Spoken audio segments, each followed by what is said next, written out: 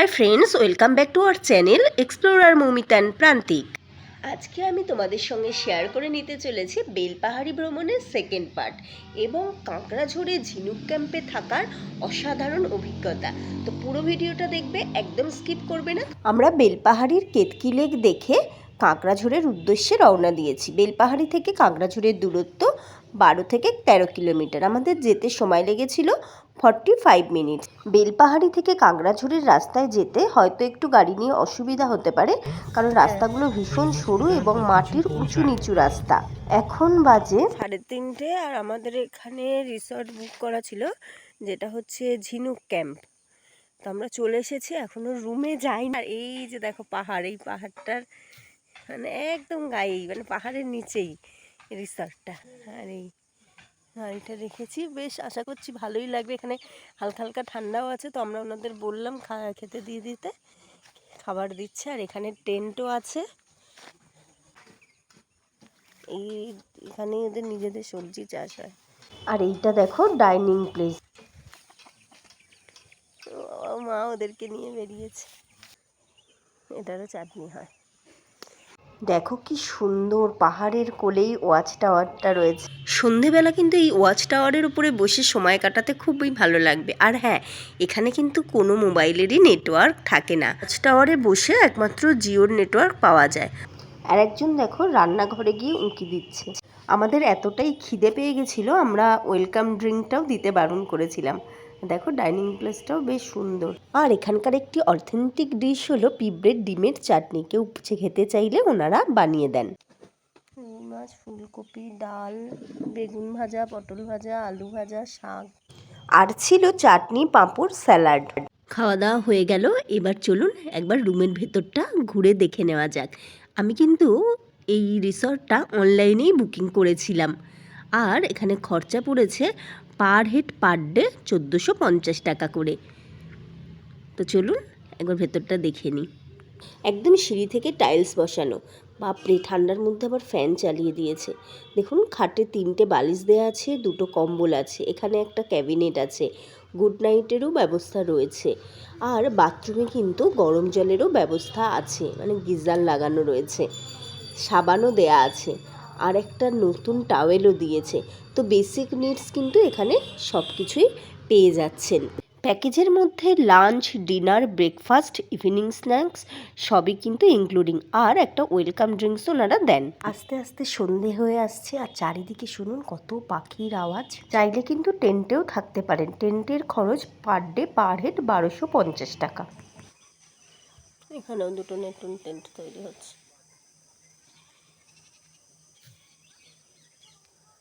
এখানে কিন্তু ট্রাইবাল ড্যান্সেরও ব্যবস্থা আছে, এবং সন্ধেবেলায় শুনলাম ক্যাম্প ফায়ারও হবে। মানে এই গেস্ট হাউসে অন্য যারা রয়েছেন তারা কিন্তু সন্ধেবেলা ক্যাম্প ফায়ার করবেন। কেউ চাইলে শাল চিকেনও খেতে পারেন, আমরা শাল চিকেনের জন্য বলেছি। আর বারবিকিউর জন্য খরচ প্রতি 1 কিলো মাংসতে 550 টাকা। ট্রাইবাল ডান্স 1 ঘন্টার জন্য হয়, খরচ 2500 টাকা। চারিপাশটা দেখুন কি সুন্দর, সন্ধেবেলা পুরো মায়াবী হয়ে উঠেছে। একমাত্র এই ওয়াচ টাওয়ারের উপরেই মোবাইলের নেটওয়ার্ক একটু পাওয়া যায়। তো এখানে বসে কিছু সময় ফোনে কথা সেরে নিলাম। আর এদিকে আমাদের ইভিনিং স্ন্যাক্সটাও রেডি হয়ে গেছে, ওনারা সার্ভ করে দিয়েছেন। ইভিনিং স্ন্যাক্সে ছিল মুড়ি, ভেজ পকোড়া, চা, আর আমরা শাল চিকেন অর্ডার করেছিলাম, ওটাও কিন্তু ওনারা দিয়ে দিয়েছে। রাতের মেনুতেও রুটি আর চিকেন কষা আছে, তাই আর অন্য কিছু আমরা অর্ডার করিনি। আর এই সন্ধ্যেবেলায় চা মুড়ি খেতে খেতে ডান্স দেখতে কিন্তু বেশ ভালোই লাগছে।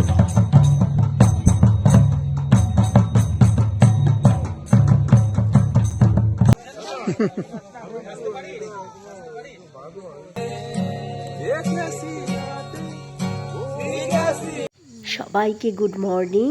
দেখুন সকালটা কি অপরূপ সুন্দর। সকালে আমাদের ঘুম ভাঙলো ওই মোরগের ডাকে। জি মামা সবে সবে উঁকি দিচ্ছে, আর আমি কিন্তু সেই টাইমেই ঘুম থেকে উঠে পড়েছি। কি দারুণ অনুভূতি। শহরের কোলাহল থেকে দূরে থাকার জন্য একটা দারুণ রিফ্রেশমেন্টের জায়গা কিন্তু এই কাঁকড়াঝোড়। কি কার কার ইচ্ছা করছে এইভাবে পাহাড়ের কোলে একটা দিন কাটাতে? অবশ্যই কমেন্টসে জানাবেন। সকালবেলা আমাদের চা বিস্কিট চলে এসেছে। চারিদিকে শুধু পাখির ডাক।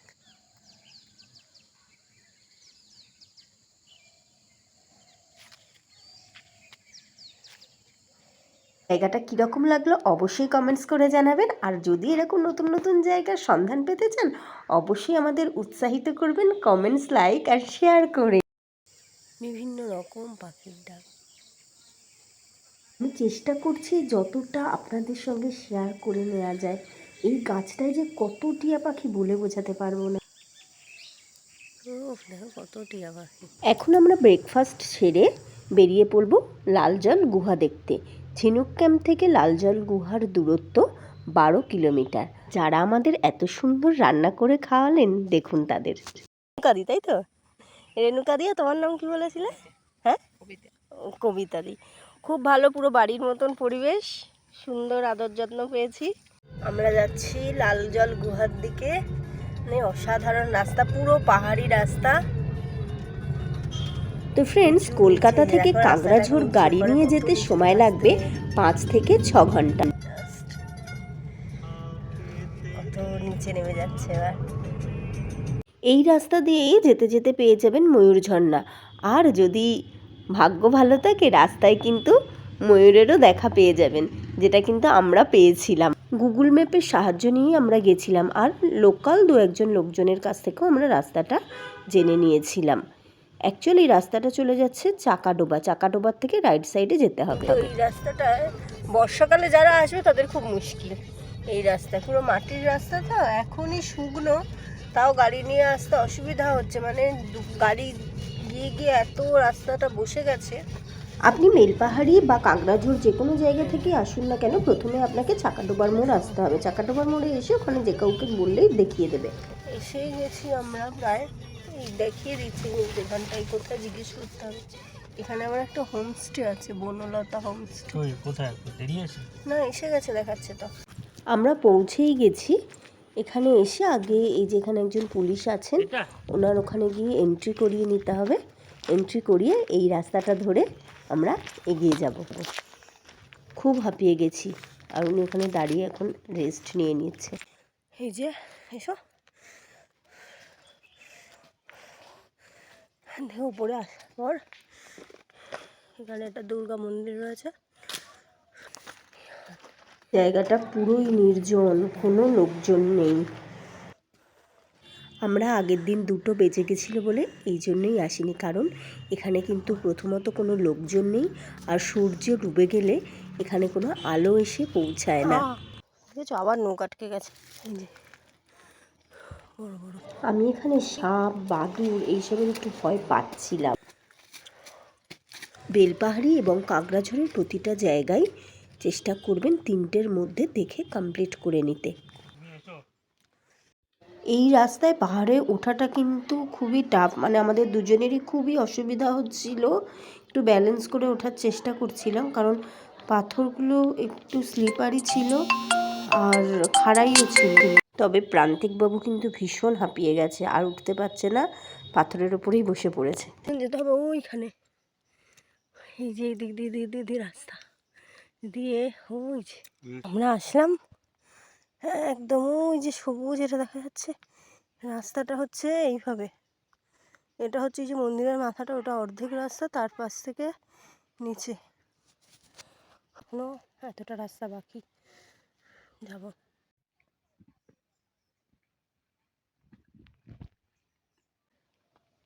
আমার খুব কষ্ট হয়ে গেছে, আমি আর ওপরে যেতে পারছি না। আর ওইদিকে দেখো অ্যারো দেয়া, ওই যে ওখানে দাঁড়িয়ে আছে, ওই পথটা দিয়ে কেপসে ঢোকা যায়। তবে আমাদের যেটা মনে হয়েছিল যে ওই রাস্তাটা দিয়ে ভেতরে না ঢোকাই আর ভালো, কারণ এখন তো আর আগের মতন নিশ্চয়ই লোকজন যায় না, তো সেই জন্য। তো উনি চেষ্টা করলেন ওখান থেকে যতটা দেখা যায়।